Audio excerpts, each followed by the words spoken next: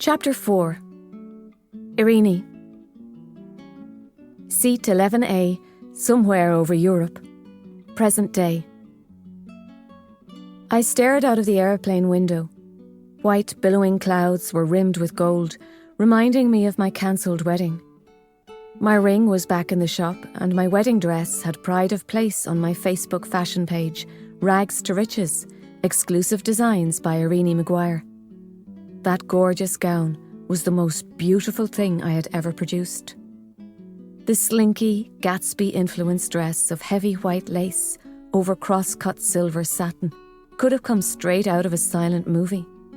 A scooped off-the-shoulder neckline topped the body-hugging front, while a dangerously low-cut back flowed out into a long cathedral train. As I walked, the dress flowed like liquid mercury. Conscious that the congregation would be looking at the back more than the front, I had fastened the gown with 200 white pearls that ran from below my shoulder blades to the spill of the train's hemline. I slid my thumb across my fingertips, remembering the blisters and the pain, and with the last few pearls, the blood that I feared would stain my fabulous frock. My wounds had healed, but would my heart? Soon my wonderful wedding dress would be cherished by another, a bride-to-be with no notion of the blood, sweat and tears that had gone into its creation. I had a massive price tag on the dress, mostly because I didn't want to sell it. An image of Miss Havisham came to mind, me, an old woman draped in cobwebs, still in my wedding gown, awaiting the man of my dreams. Mam's last words played on a loop in my mind. We had stood on my doorstep after a week of disgruntlement. Her suitcases were already in the airport cab. Divided by awkwardness, neither of us could find the right things to say. She reached behind her neck and unclasped her little gold crucifix. "I'd like you to have this." She fastened it around my neck. "It's not worth anything, only 9 carat, but it's my confirmation cross from Uncle Peter and Auntie Agnes, and I value it highly."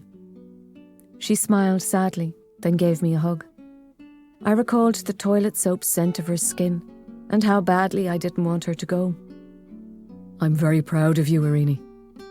She placed her hand on my cheek for a second. "I've left that piece of pottery for your father to work on. I'm getting nowhere with the symbols, and it'll give him something to do. Make sure he doesn't lose it, will you?" I nodded.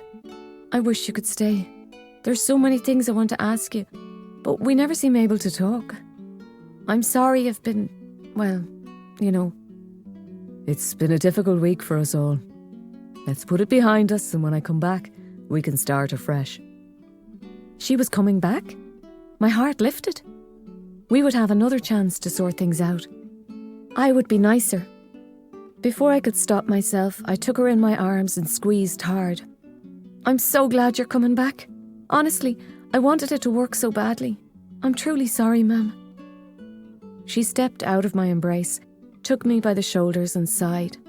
The tomato soup we had for lunch still fresh on her breath. Her green eyes, sad for a moment, reflected my own heartbreak. "Nothing to be sorry about. It's not your fault, Irini. I'm the one who should apologise, landing on you the way we did. I wish with all my heart things had been different, but I can't help who I am. It's impossible for me to fall into the devoted wife and parent role after all these years. There are reasons, things I have to put right, and I can't explain them yet, but I will soon."